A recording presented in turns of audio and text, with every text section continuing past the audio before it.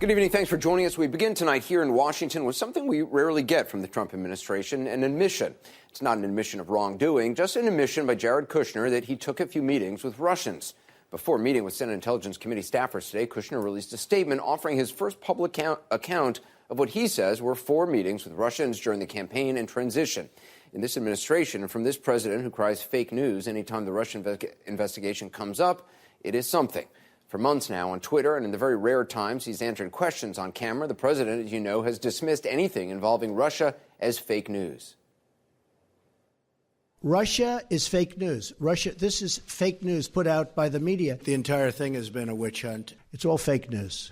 It's all fake news. I have nothing to do with Russia. This Russia thing with Trump and Russia is a made-up story. Can you say whether you are aware that anyone who advised your campaign had contacts with Russia during the course of the election? No, nobody that I know of. So you're not aware of any contacts during the course of the election? How many times do I have to answer this question? Now, keeping him honest, the answer to the question has changed because today nobody that I know of now includes his son-in-law, Jared Kushner, who finally admitted to those 4 meetings. No collusion, he says, just attended the meetings. This is after the president and his team not only denied anyone connected to the campaign met with Russians, but seemed offended by the question itself. Did any advisor or anybody in the Trump campaign have any contact with the Russians who were trying to meddle in the election? Oh, of course not. Are there any ties between Mr. Trump, you or your campaign, and Putin and his regime? No, there are not. It's absurd. Did anyone involved in the Trump campaign have any contact with Russians trying to meddle with the election? Absolutely not. We don't know of any contacts with Russian agents. Those conversations never happened. And this is time and time again, lie after lie. Why would there be any contacts between the campaign? Now, why there would be contacts is a question that remains to be answered. What we know now is there were contacts, and those contacts include Jared Kushner by his own admission, not fake news, real facts. Jared Kushner now says he met with Russians. He just didn't collude with them. Manu Raju has the latest on all the day's developments. So what else did Kushner say today? Well, he said that he actually had 4 meetings with Russians during the campaign season and during the transition. He did say he met with the Russian ambassador Sergei Kislyak at the Mayflower Hotel during one of then candidate Trump's foreign policy speeches. And, of course, he acknowledged being at that now infamous meeting at Trump Tower in which Donald Trump Jr. was promised dirt on the Clinton campaign as part of an effort to help with the Russian government effort to help their father's campaign. Now, Jared Kushner downplayed these meetings, said that, look, there's nothing there. He said that he went to this meeting with Donald Trump Jr., really not knowing what it was. Said that he got an email exchange about it, but he didn't read the full email. And he said he arrived late to that meeting and asked his assistant to call him out of the meeting because he said it was not a relevant meeting. He also acknowledged, Anderson, 2 other meetings during the transition, both with Ambassador Kislyak as well as with the former National Security Advisor Michael Flynn, who is also at the center of this probe. In addition to the head of a Russian bank, he claimed there was nothing to those meetings at all. They didn't even discuss easing sanctions. Now, he made some very rare public remarks at the White House today, Anderson, defending his meetings and said there was nothing there. This is what he said. The record and documents I have voluntarily provided will show that all of my actions were proper and occurred in the normal course of events of a very unique campaign. Let me be very clear. I did not collude with Russia, nor do I know of anyone else in the campaign who did so.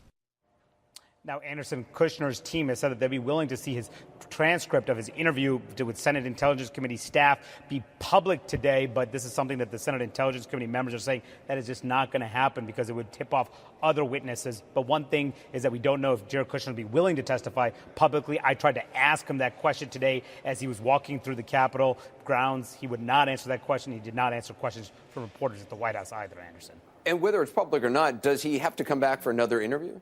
It's possible. A number of members on the Senate Intelligence Committee are telling me that they do have more questions for Jared Kushner because they were not at that meeting today. Even Mark Warner, the top Democrat in the committee, said there's broad bipartisan support to bring him back before the committee so senators can actually question him. And tonight, Adam Schiff, the top Democrat in the House Intelligence Committee, which is interviewing Kushner tomorrow, is telling our colleague Deirdre Walsh that tomorrow's session will not be enough because there are a lot of members who have a lot of questions. Members will be at that meeting, but they said that the time frame allotted, a couple hours, just will not be enough to get through all the areas they want to talk about.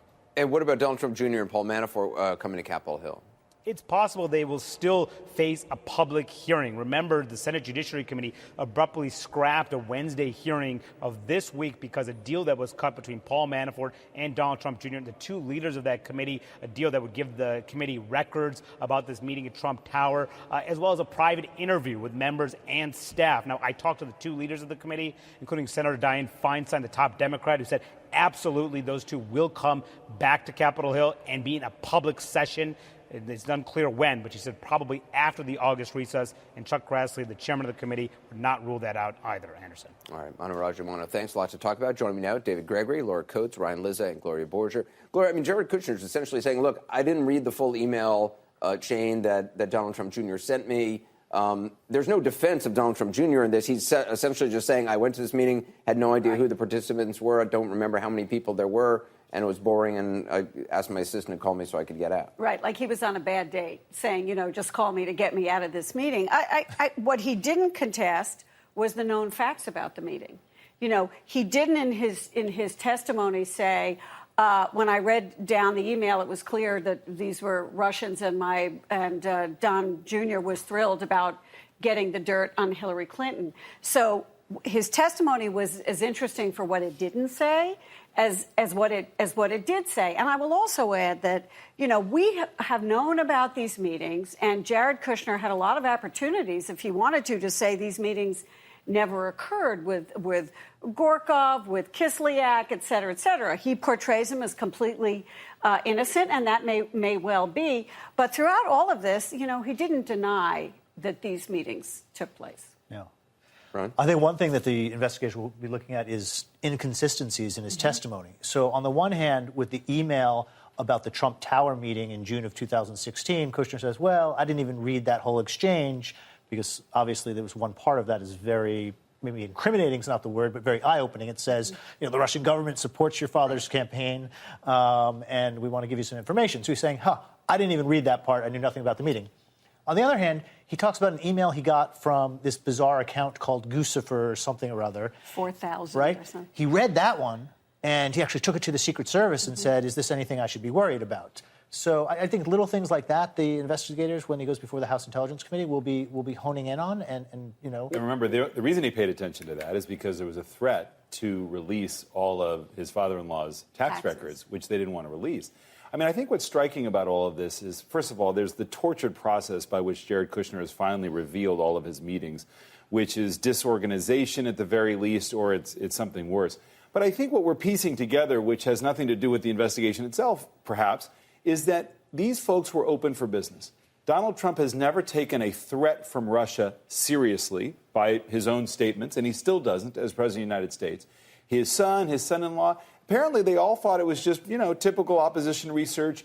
They weren't worried about it. Kushner's talking about perhaps setting up a secret channel to get information from Russian generals about Syria. So that is so negligent and so naive that you would want to turn to people who actually know something about this, who could tell you, you shouldn't do that. They don't appear to have done that. Also, if Donald Trump Jr. is to be believed, he is told in that email that the Russian government is backing his father. Right. Didn't sound like it was new information to him, but at the very least, that's pretty big information. If Donald Trump Jr. is to be believed, he never discussed this with anyone, not with Paul Manafort, not with Kushner, and not with his father. That's a lot of information for Donald Trump Jr. to be holding on to. It is. There's in a small office where they were all there on that day. And you know what? The reason you have this kind of naivete that's being put forth for Jared Kushner, or this ignorance for what was really going on, which is ironic given that this person who's charged with trying to resolve the Palestine-Israeli conflict cannot get out of his own meeting, let alone understand and read his own emails. They're doing that because, in the legal terms, he does not want to have the knowledge, does not want to have the intent that everyone's been talking about. If he is not knowledgeable about it, he could not possibly have the intent to break the law or collude. And so he has a vetted statement that he put forth that was vetted exponentially by his lawyers, I'm sure, with an attempt to say, this is a conscious decision. You will be the naive, overwhelmed, inexperienced person on this team, because while mastermind may be a political asset in terminology, mastermind is a scapegoat in the legal terms, and he does not want to be that person. But he said in his statement that he contacted Henry Kissinger at one point to get some advice. But he made it very clear in his statement that this was kind of new territory for him. And he even said that when he suggested this general-to-general meeting in the Russian embassy, that both Flynn and Kislyak said, no. You can't do that. So he just sort of showed, or was trying to show, how naive he was. But I think, Anderson, your point that is important, which is there's information that comes across the transom saying Russia wants to help your father win. There's nobody who doesn't know that that's potentially very inappropriate, aside from just kind of cheering on the part of Vladimir Putin. And there were enough people around, lawyers, other foreign policy types, who could have been giving advice, including Flynn, unless he was so compromised that he was giving contrary advice, who wouldn't say, put the brakes on this. And that's really the point, is that the president is acting like he has something to hide and is contemptuous of even the suggestion that Russia was meddling. You know, you talk to business leaders, they understand that there are relationships with Russian business folks and American business folks, but even they understand that's different than saying you're going to get involved in affecting the election. They didn't care. That's what I think is the timeline now. In June, you get the email that says the Russian government wants to help your dad win. In October, you get the senior intelligence official saying the Russian government is helping Trump win, right? And then in December, during the transition, you have, as you said, open for business, the Russian officials coming in and talking. And there's no evidence that they ever once at any of these meetings raised the Russian interference in the election. They just didn't care about it. We're going to take a quick break. Up next, once upon a time, he was the first senator to back the Trump candidacy. So why is the president now referring to Jeff Sessions as beleaguered, his own attorney general, beleaguered? Later, the president increases pressure on Senate Republicans to repeal and replace Obamacare. We've got a live update from Capitol Hill. Support for Anderson Cooper 360 comes from our friends at Rocket Mortgage by Quicken Loans. Chances are you're confident when it comes to your work, your hobbies, and your life. Rocket Mortgage gives you that same level of confidence when it comes to buying a home or refinancing your existing home loan. Rocket Mortgage is simple, allowing you to fully understand all the details and be confident you're getting the right mortgage for you. To get started, go to rocketmortgage.com/AC360. Equal housing lender, licensed in all 50 states. NMLSconsumeraccess.org number 3030. President Trump is taking another swipe at Attorney General Jeff Sessions just days after he criticized Sessions for recusing himself for the Russia investigation. This morning, the president tweeted, quote, "So why aren't the committees and investigators and, of course, our beleaguered AG looking into crooked Hillary's crimes and Russia relations?"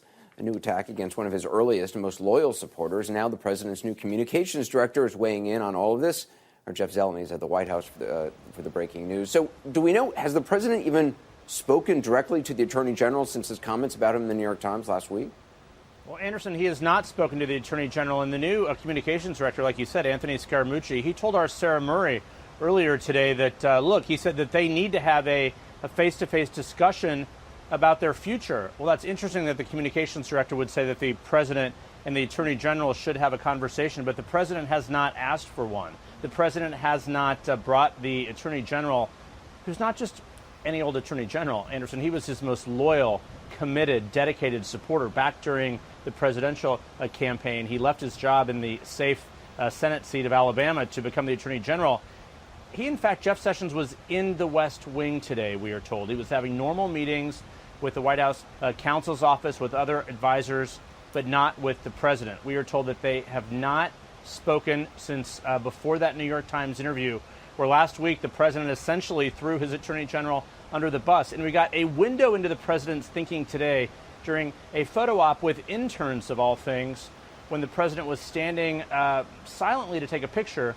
Then a reporter asked him this. Mr. President, should Jeff Sessions resign?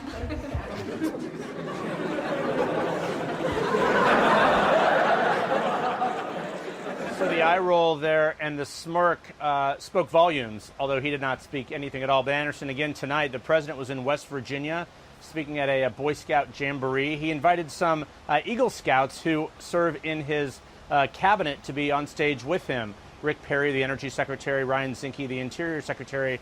Jeff Sessions is also an Eagle Scout. He was not invited, Anderson. Also, Rex Tillerson is, isn't he? Indeed. Rex Tillerson was not there. He's an Eagle Scout as well. Read into that what you will. But the reality here is the president and Jeff Sessions, no two people were closer during the campaign. But because of Attorney General Sessions' decision to recuse himself from that Russia investigation 4 months ago, the president fuming about it, and we're told he's gotten even angrier as those months have gone past. And former New York Mayor Rudy Giuliani's name has sort of been bandied about as a possible replacement. He actually commented about that.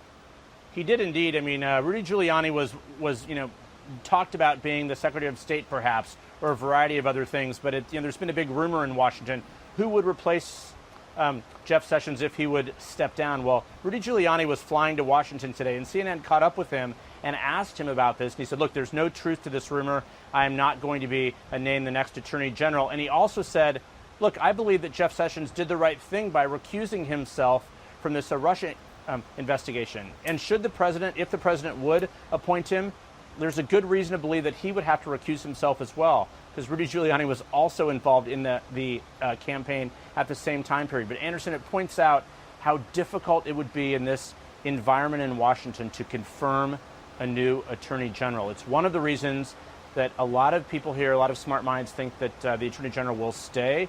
But again, of course, that's all up to the president. We'll see if they ever have that meeting, Anderson. All right, Jeff Zeleny, thanks very much. Back with the panel, joining the conversation, Kirsten Powers, Matt Lewis, Paul Begala, and Jason Miller. Jason, should the president sit down with his Attorney General, and why do you think he hasn't? Well, I think the president has to make a decision here. I mean, Jeff Sessions is someone who is very loyal on the campaign trail. He's a favorite of conservatives. He's a favorite of Trump Nation supporters through and through. But look, the president clearly has an issue with Jeff Sessions recusing himself from this Russia investigation. And if it's something that the president fundamentally can't get over, then he needs to fire him. I think the further this goes on without dealing with it, I think this is problematic and it distracts away from the bigger things we should be dealing with, like repealing and replacing Obamacare. But I will say that Jeff Sessions does have a big, strong support base across both the administration out in the country. A lot of tough days on that campaign. Jeff Sessions never wavered. It is interesting that there was nobody more loyal to Donald Trump than Jeff Sessions. And this is how Trump, by the way, Trump a lot more loyal to Vladimir Putin, who also played a critical role in electing him. He's the only person I think that Trump has remained loyal to. Sessions had to recuse himself. He was simply following the law. He had no choice. Rudy Giuliani said so today when CNN's reporter grabbed him at the airport. Also, President Trump seemed to believe that Sessions should have told him before he got the job, that he was going to recuse himself. But at that point, as far as I know, he didn't know he was going to recuse himself because he only recused himself after his testimony. Well, he would have had to recuse himself irrespective of his testimony because he played a critical role in the campaign. The investigation touches and concerns the campaign. So anybody who helped in that campaign can't investigate the campaign. So even if he hadn't given the misleading, problematic testimony to the Senate Judiciary Committee, he had to step aside. This is what's bothersome, is the loyalty has to be to the rule of law. The Attorney General had no choice. It wasn't simply, I don't feel like doing my job. It was, my job requires me to recuse. And the president doesn't understand that. But what's really, I think, disturbing here is that he's not firing him, that he's really torturing him, I think, right now, and toying with him. And he's like almost insulting him publicly 2 times in a week, trying to get him to quit because he doesn't have the guts to fire people. It reminds me of the movie Office Space, where they don't fire Milton. They just take his stapler and move him to the basement. Is Jeff Sessions going to find his office down by the furnace or something? It's how they do it with TV anchors as well. Wow, that's I don't need to go into more detail on that one. Everyone just got very nervous. But I mean, it is interesting for a president who made a name for being the guy you're fired. But that's the irony is he actually doesn't. He's not very good when it comes to saying things face to people. He's not, as much as he was Mr. You're Fired on TV, that's actually not how he operates. And so he's more likely to try to drive him out. For me, the question is, why now? I mean, we know that he's been upset with Sessions since the very beginning, since he recused himself. But now he's really going after him in a much more intense way than he was before. And to me, it suggests that he's realizing that this is serious and that the Russia investigation is a real problem. And so whereas he was frustrated before, now he's panicking. But there's nothing he won't do, apparently. I mean, we all thought it would be folly that he would fire the FBI director, investigate him. Well, he did that.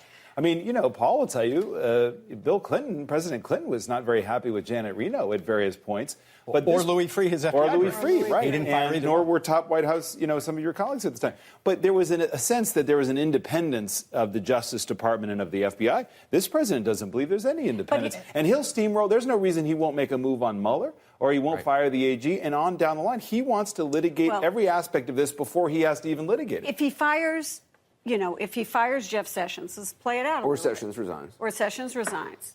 And he wants, first of all, very difficult to get another AG in there, even if you try and Rod do Rosenstein it during gets a elevated. recess. Rod Rosenstein gets elevated. He doesn't like Rosenstein either. Right. Because he's from Baltimore or whatever. So he doesn't like Rod. Because there's too many Democrats in Baltimore, unlike New York City, where Mr. Trump is from. Actually, there's no Baltimore. Rosenstein probably leaves. So he doesn't want to elevate Rosenstein. What does Rosenstein do? Does Rosenstein stay? Does Rosenstein quit? Does he ask Rosenstein to fire Mueller? And Rosenstein refuses to fire Mueller, and on and on. And if he wants to fire Mueller, I guarantee you his legal team would quit. I can't imagine the president's legal team saying, it's okay for Jason, you to do you think fire it would the be hard to general- get another attorney general? Special counsel.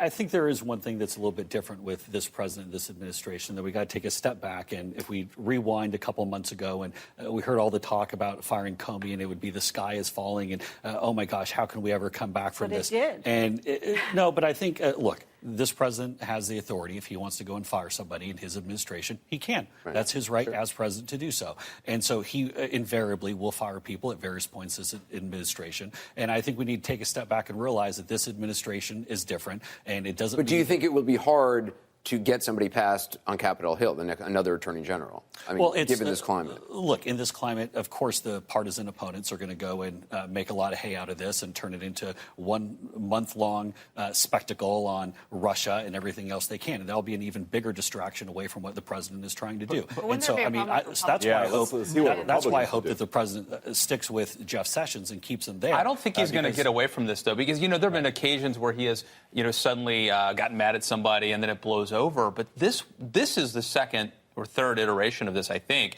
And it's the way that Trump constantly brings up that he actually won the popular vote. And this is one of those things that I just don't see him getting over it. Because every time Russia comes up, he blames Sessions. We got to take a quick break. We're going to continue this discussion. Also, we're going to hear what Sessions had to say after the president said he would have picked someone else for the job. Thank you for listening to this CNN podcast. In order to better serve you, we are conducting a short survey. To help us, please go to cnn.com/podcast survey. And to get more podcasts from us, just search CNN in iTunes or your favorite podcast app. We've got breaking news tonight about Attorney General Jeff Sessions. The Washington Post is reporting now that President Trump is discussing possibly replacing him. With me now on the phone, Washington Post reporter Matt Zapotowski. So, Matt, what have you learned?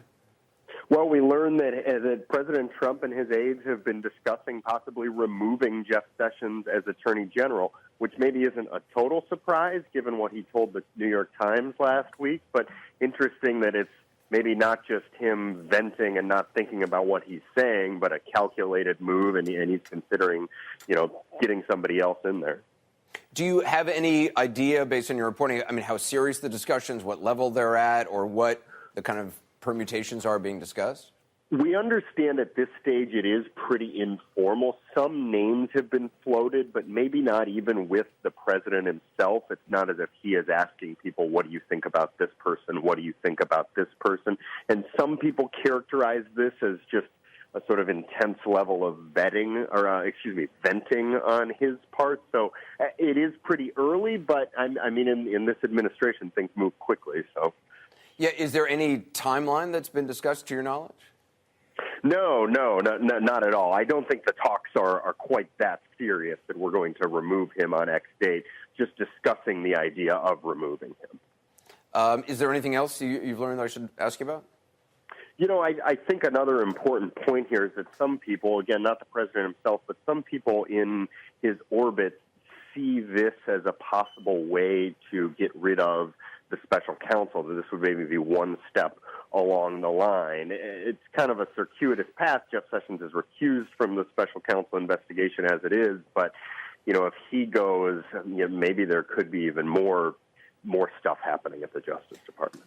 Is there any concern that, based on your reporting, that removing Jeff Sessions, I mean, Jeff Sessions is very popular among sort of the, nationalist wing of the Republican Party or conservatives, and Jeff Sessions held a lot of these views before before President Trump began to hold them.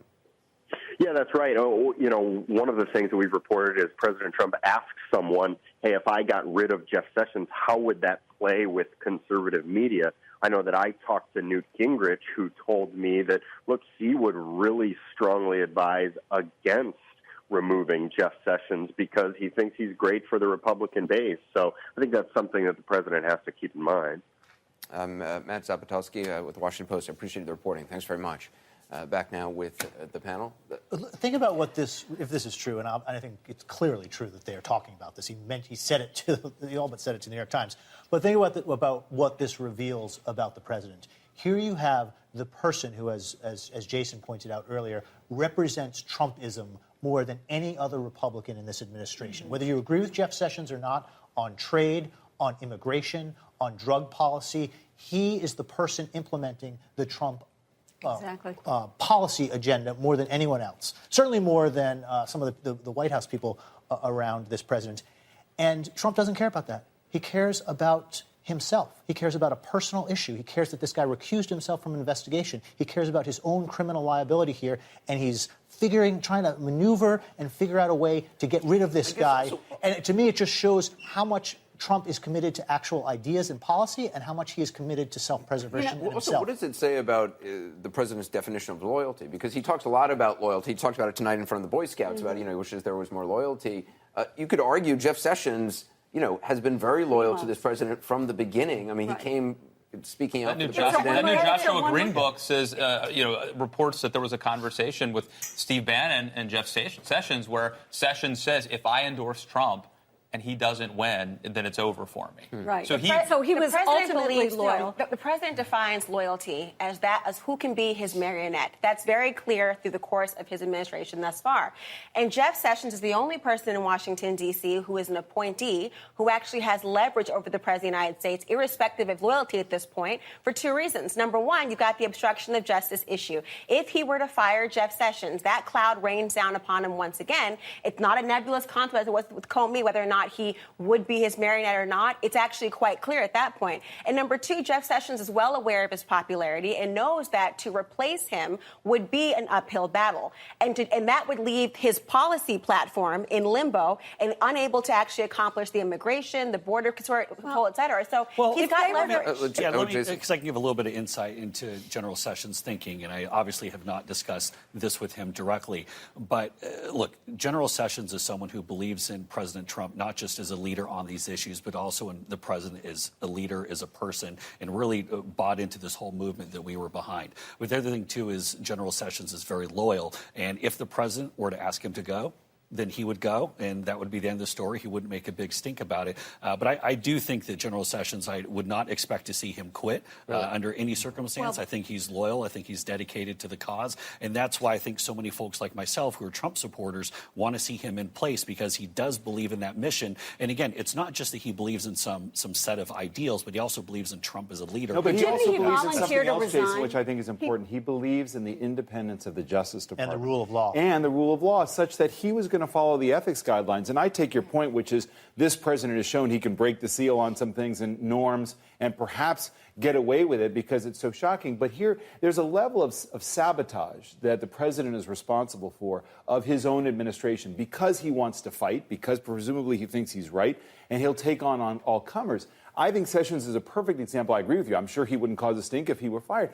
I think Republicans, his Senate colleagues, Republicans, would really start to break with the president. And I think that becomes an issue because I don't think that'll be a better. But look, they're a good team. They've worked so well together so far. That's where I think that look, there are a lot of swamp creatures in this town. A lot of people who have not been on board with this reform agenda. Jeff Sessions is someone who has been on board with it. That's why we don't want to. So where are the Republicans now who can come out right now and say, stop doing this to Jeff Sessions?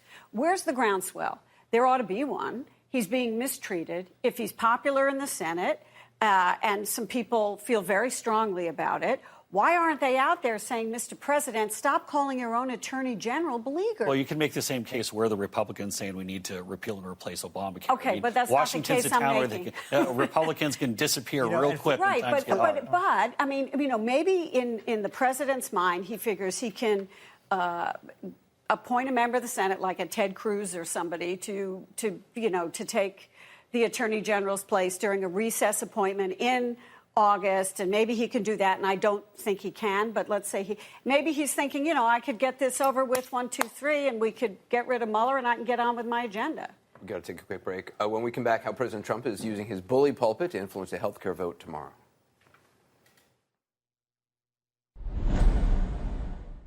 Heyo, Trey Kirby here, 1/4 of the starters, the biggest and best fourth, but at least that's my opinion. The rest is up to you. Don't forget to download our podcast, The Drop, every Friday wherever you get your podcasts, or find us at nba.com/thestarters. We're in D.C. tonight on the eve of a pretty remarkable, perhaps unprecedented move on health care reform, even for Washington. First, the Senate GOP leaders are pushing their own members to vote on a bill, even though they're telling our reporters they don't even know the specifics of the legislation. There's also the vote is so tight that Senator John McCain's vote could be crucial. He may be needed in Washington despite recovering from surgery to remove a brain tumor. Like I said, it's a pretty remarkable time. President Trump used his bully pulpit this afternoon to encourage Republicans to, quote, do the right thing on the vote. For the last 7 years, Republicans have been united in standing up for Obamacare's victims. Remember, repeal and replace, repeal and replace. They kept saying it over and over again. Every Republican running for office promised immediate relief from this disastrous law. Well, repeal and replace, they kept saying it, you heard the president say there. Keeping him honest, they was also him. Real change begins immediately with the repealing and replacing of the disaster known as Obamacare. Repeal it and replace it. Repeal and replace. Repeal and replace Obamacare. We're going to repeal it, we're going to replace it, we're going to get something great. Repeal it, replace it, get something great. We're going to kill it. Let it die. Let it die. And we're going to come up with something much, much better. You're going to have such great health care at a tiny fraction of the cost, and it's going to be so easy. Well, CNN's Phil Mattingly is on Capitol Hill with the latest. So how close is Mitch McConnell right now to having the votes he needs to move this forward? Well, Anderson, aides say they're still short. There's about 6 or 7 members who remain undecided, but it's important to note those members haven't come out as explicit no's, and we've seen just over the course of the last 7 or 8 days that members through every iteration of this Senate process have essentially killed that process. They haven't done that yet, and because of that, there is at least some shred of optimism, but it's important to note what's going on behind the scenes. You've seen an all-out blitz publicly. You had Vice President Mike Pence in Ohio with Senator Rob Portman, who's a holdout. You had the president tonight in West Virginia with Shelley Moore Capito, who's a holdout. There are offers on the table, I'm told, by administration officials for things that holdouts could get behind the scenes. There are amendments that Senate leaders are saying could be made in order for other senators. So there is an all-out blitz right now to try and close the deal on this. But the kind of crazy reality here, Anderson, is as we go, we're now fewer than 24 hours from when this vote is expected to be, there's a real chance we might not know where the votes actually are until the senators actually vote. That's how close this is right now, and that's how much of an open question it remains. What exactly are they voting on? I mean, does anyone really know the details?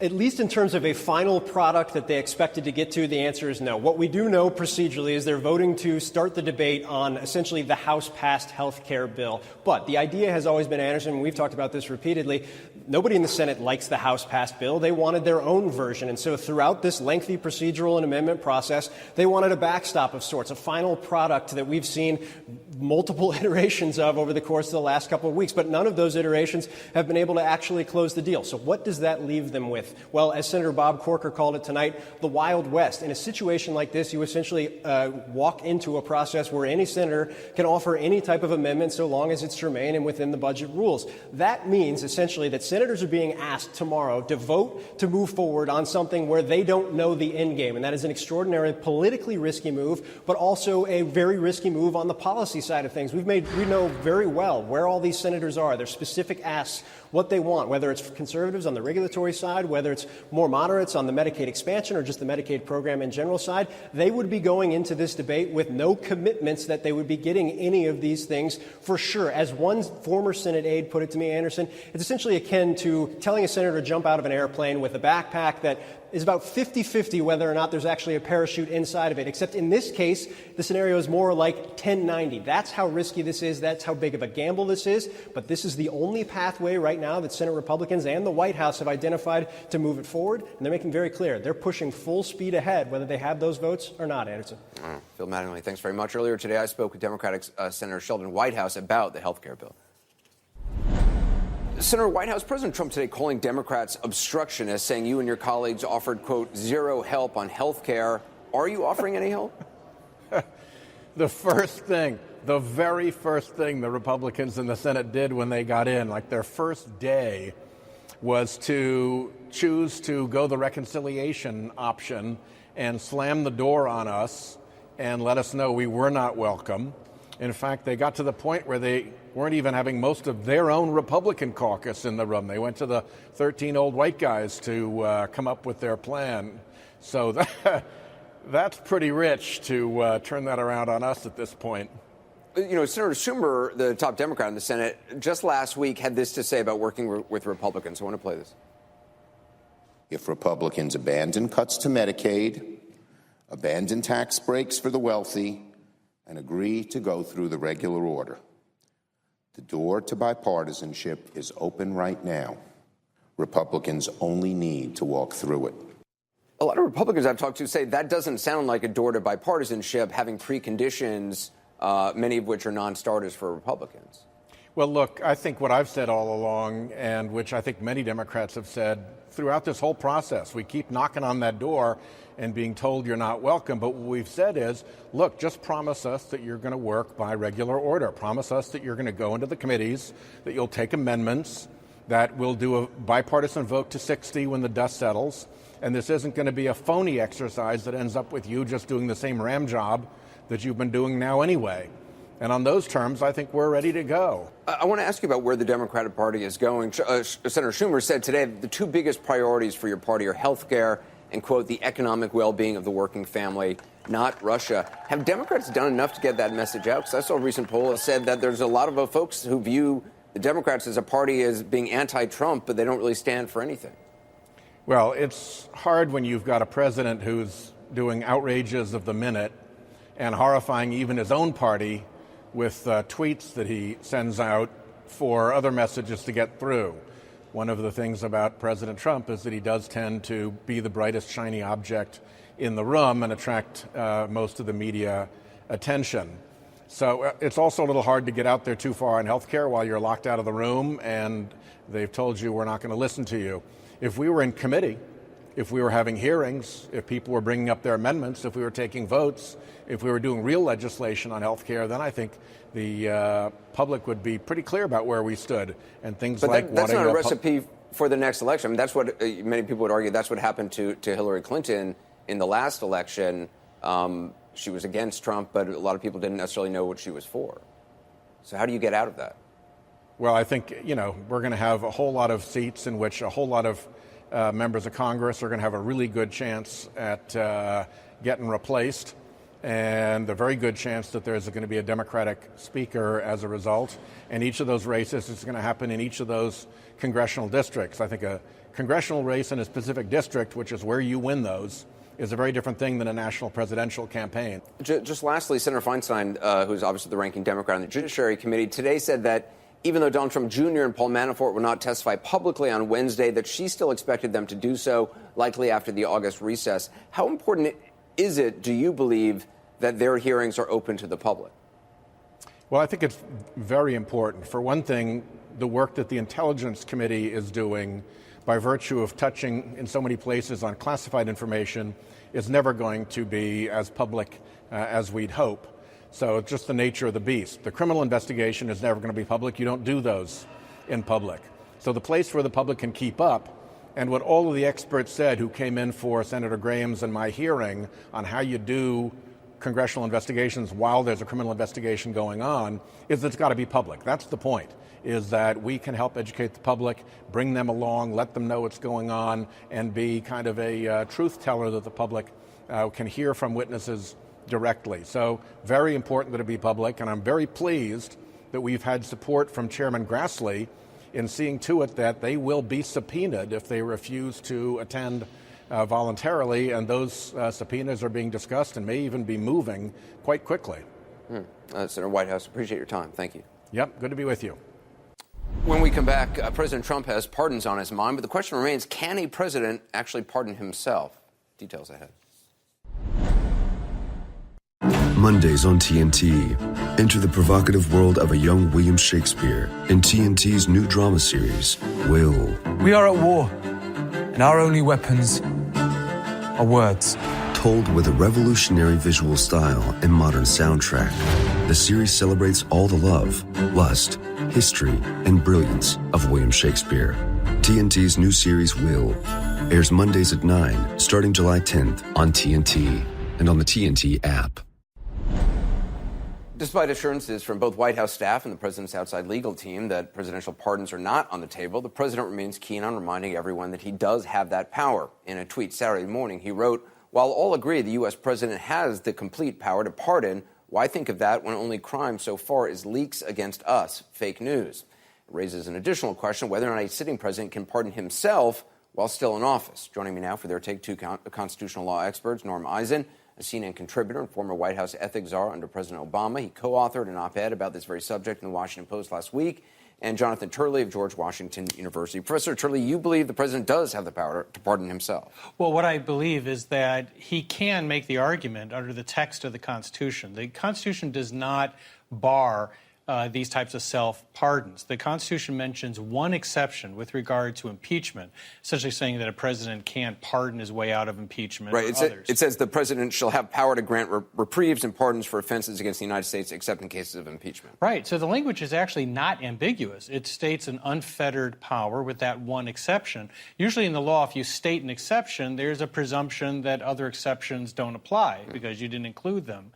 So he would have a very strong case to argue that it's covered by his unfettered authority. Norm, do you agree with that?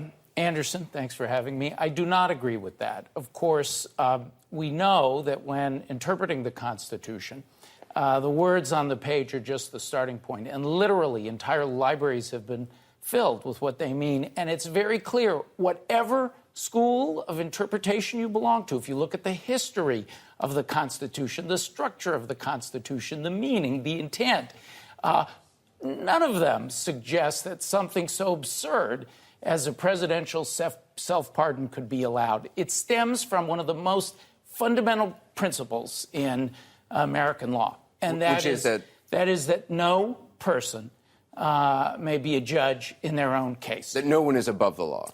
That is the core principle. We're a government of laws, not of men. And so, and the proof of it, Anderson, is there's nobody, and Jonathan and I actually agree on this, there's nobody who says it would be a good idea for the president to do it. Everybody thinks it's catastrophic. But being a good idea and being possible are two different things. Right, and I have to say this is where Norm and I disagree. I think that this would be an exceptionally close question. It's one of the longest unresolved questions of the Constitution. There's no clear answer here. I would give the president a 50-50 shot on it. I think it's not clear how a court would rule. It would go to the Supreme Court. That's right, but where I disagree with is that this is not a judicial act. This is not being a judge in your own case. The type of authority that is cited for that proposition often deals with judges, and this is an extrajudicial act. This is a political act.